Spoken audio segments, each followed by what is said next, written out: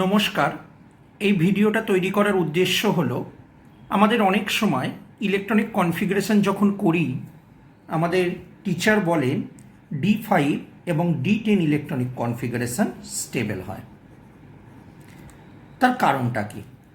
তার পেছনে কি কারণ লুকিয়ে রয়েছে যে D5 এবং D10 ইলেকট্রনিক কনফিগারেশন স্টেবল হয়?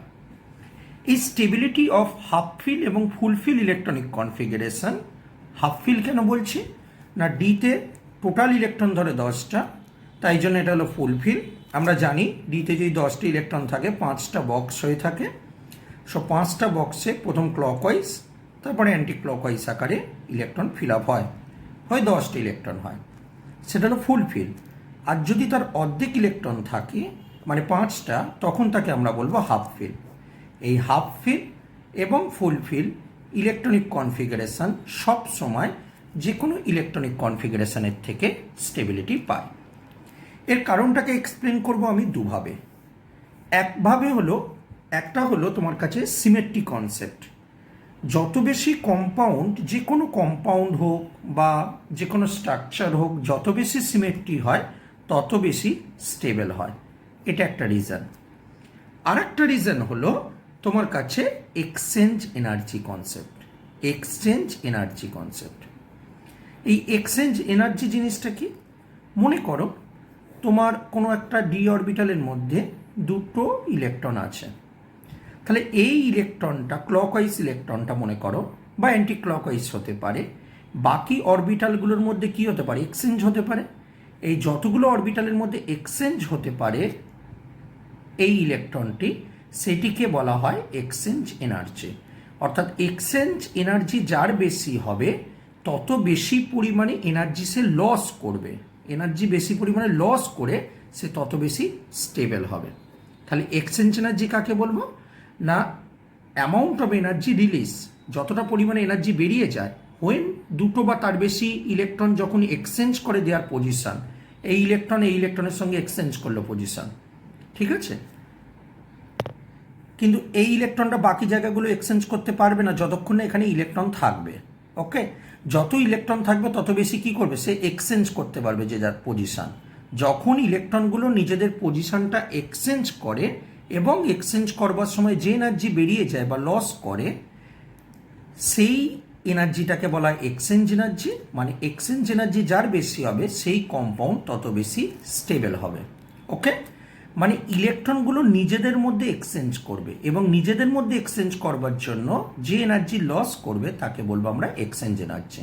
সুতরাং আমরা এক্সপ্লেন করব সিমেট্রি দিয়ে আর একটা হলো এনার্জি দিয়ে। তার মানে বুঝতেই পারছো এখানে 5টা ইলেকট্রন নিজেদের মধ্যে এক্সচেঞ্জ বেশি করবে না, বলো তো এখানে 4টি ইলেকট্রন বেশি নিজেদের মধ্যে এক্সচেঞ্জ করবে?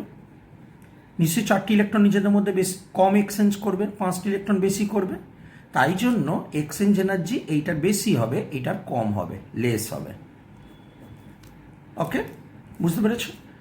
আবার যদি আরও ইলেকট্রন যদি কমে যায় তোমার কাছে, আরও যদি দুটো ইলেকট্রন থাকে, তখন নিশ্চয়ই আরও কম এক্সচেঞ্জ হবে, কারণ এইখানে তো ইলেকট্রনই ছিল না, ইলেকট্রনগুলো নিজেদের মধ্যে এক্সচেঞ্জ করতে হবে। তাকে বলবো আমরা এক্সচেঞ্জ এনার্জি। ওকে, যখন অরবিটালগুলো ফাঁকা থাকবে তখন কিনা এক্সচেঞ্জ করতে পারবে না, কারণ সেখানে তো ইলেকট্রনই নেই। ওকে, সো এক্সচেঞ্জ এনার্জি দিয়ে বলতে পারবো, আর একটা হলো সিমেট্রি দিয়ে আমরা বলতে পারবো। এবার এক্সচেঞ্জ এনার্জি কি করে ক্যালকুলেট করবে? শর্টে ক্যালকুলেশনের জন্য এক্সচেঞ্জ এনার্জির ফর্মুলা হলো n into n-1 divided by 2 into K. K একটা কনস্ট্যান্ট হিসাবে কাজ করছে। n মানে কি?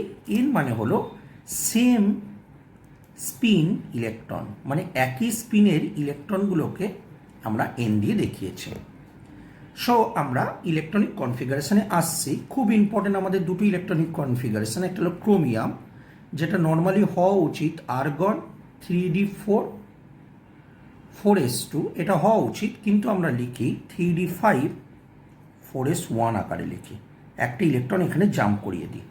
কারণ হিসাবে আমরা বলি এখানে হাফ ফিল হচ্ছে এবং half fill electronic configuration stable, তাই তো বলে থাকি। এটাকে আমি এক্সপ্লেন করছি সিমেট্রি দিয়ে এবং এক্সচেঞ্জ এনার্জি দিয়ে। এবার দেখো, আমি যদি, তার মানে আমার কাছে দুটো টার্ম আছে, একটা হলো D4 একটা হলো D5। সো D4 এর সঙ্গে D5 কম্পেয়ার করব। সো D4 এর ইলেকট্রনগুলোকে দিয়ে দাও। যদি আমরা ইলেকট্রনগুলোকে দিয়ে দিই 1 2 3 4 এবং D5 এর ইলেকট্রনগুলো দিয়ে দিই, দেখো এরমভাবে দিয়ে দিলাম। খেয়াল করে দেখো এইখানে যখন ইলেকট্রনগুলো দিয়েছো দেখো সুন্দরভাবে সবগুলো অরবিটালের মধ্যে সুন্দরভাবে দেখো সিমেট্রি আকারে সাজানো আছে, কিন্তু এখানে দেখো একটা ফাঁকা আছে, ফলে এটা কম সিমেট্রি, এটা বেশি পরিমাণে সিমেট্রি রয়েছে। সিমেট্রির বাংলা কথা হলো প্রতিসম। দেখো এটা দেখো সবগুলো দেখো একই রকম দেখতে হয়েছে, এটা দেখো সবগুলো একই রকম না, বিকজ এটা ফাঁকা থাকার জন্য। তাই যদি আমি সিমেট্রিকে কম্পেয়ার করি আমি বলতে পারবো এটা বেশি সিমেট্রিক্যাল। এবার আমি আসছি এক্সচেঞ্জ এনার্জির ফর্মুলায়। ওকে, এক্সচেঞ্জ এনার্জির ফর্মুলায় আসছে।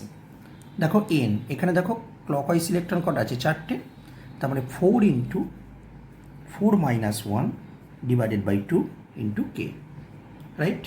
এটা হবে তোমার কাছে। তার মানে যদি এইটা হয়ে থাকে তার মানে ভ্যালুটা কত বেরোচ্ছে? ক্যালকুলেট করলে আমার কাছে 6K বেরোচ্ছে। এখানের ক্ষেত্রে দেখো 5টি ইলেকট্রন রয়েছে ক্লকওয়াইজ, তার মানে এইটা হবে 5 into 5 minus 1 divided by 2 into K, তার মানে দেখো 10K। তাহলে বুঝতেই পারছো যদি কেউ D5 হয়ে থাকে এবং D4 হয়ে থাকে তা একজনের এনার্জি হলো 6K আর একজন হলো 10K। তার মানে D4 থেকে যদি D5-এ আসে সে এক্সট্রা 4K এনার্জি সে কী করবে? রিলিজ করবে। আর এনার্জির যে কোনো রিলিজ প্রসেসই হলো আমার কাছে একটা এক্সোথার্মিক প্রসেস, এবং নর্মালি এক্সোথার্মিক প্রসেসগুলো স্পন্টেনিয়াস হয়ে থাকে এবং স্টেবল হবে। তার মানে বুঝতে পারলে সিমেট্রির দিক থেকে এর বেশি সিমেট্রিক। অ্যাডিশনালি এক্সচেঞ্জ এনার্জি যদি কম্পেয়ার করি ক্যালকুলেট করলে এর এক্সচেঞ্জ এনার্জি বেশি পাচ্ছি, এর কম পাচ্ছি।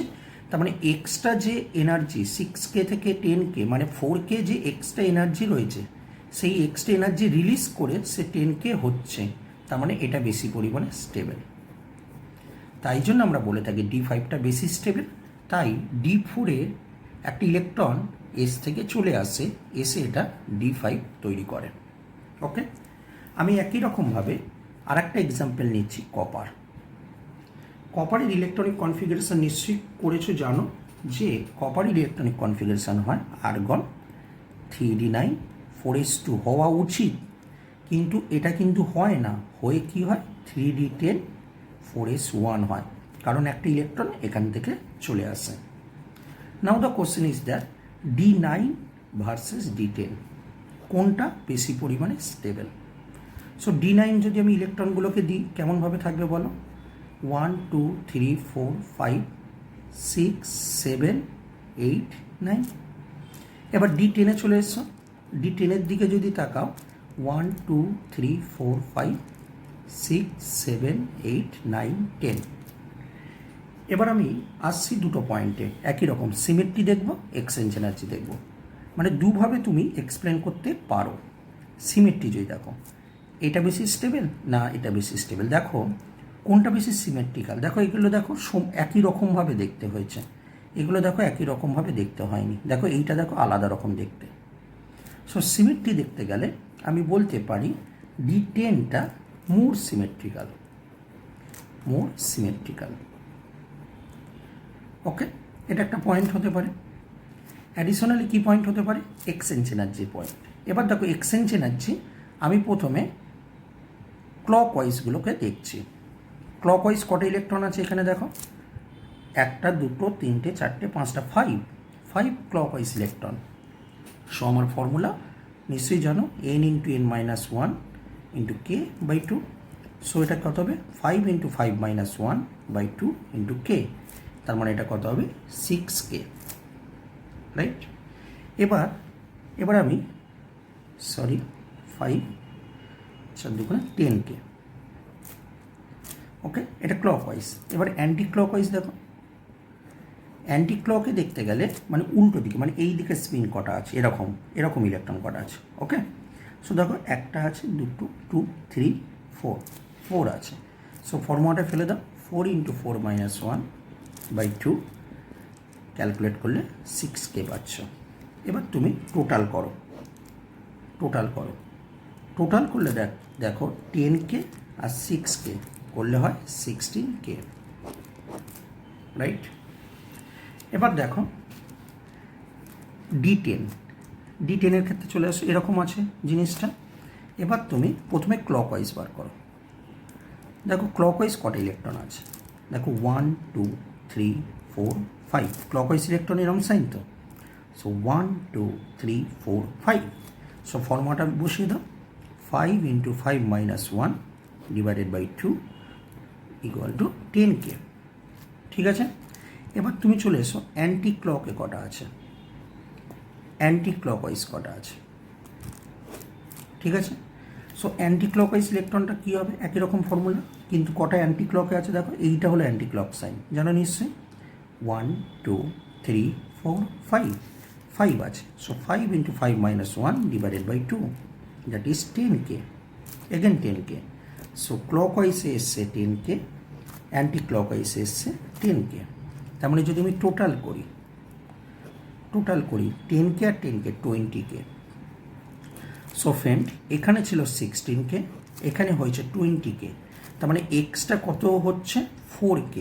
তার মানে বলতে পারি যদি D9 থেকে D10 যায়, এক্সট্রা 4K এনার্জি সে কী করবে, রিলিজ করে দেবে, এবং রিলিজ করলে কী হবে, বেশি পরিমাণে স্টেবল হবে। ওকে, সো আমার ওভারঅল এই ভিডিওটার যে টার্গেটটা ছিল, যে এক্সচেঞ্জ এনার্জি এবং সিমেট্রি দিয়ে আমি বোঝানোর চেষ্টা করেছি কেন হাফ ফিল এবং ফুল ফিল ইলেকট্রনিক কনফিগারেশন, মানে D5 এবং D10 electronic configuration is more stable than any other electronic configuration. Expect করব যে তুমি এটা নিশ্চয়ই বুঝতে পেরেছো। নর্মালি আমাদের টিচার এরকম বলে দেয় যে D5টা বেশি স্টেবল, D10টা বেশি স্টেবল, বাট হোয়াই মানে কারণটা হবে আইদার সিমেট্রি অথবা এক্সচেঞ্জ এনার্জি। ফর্মুলাটা মনে রাখবে, এক্সচেঞ্জ এনার্জি মানে কি, দুটো ইলেকট্রন নিজেদের মধ্যে এক্সচেঞ্জ করছে, আর স্টেবিলিটি মানে কি, জিনিসটা মানে সিমেট্রি মানে কি, কতটা কম্পাউন্ডটা সিমেট্রিক্যালিভাবে রয়েছে।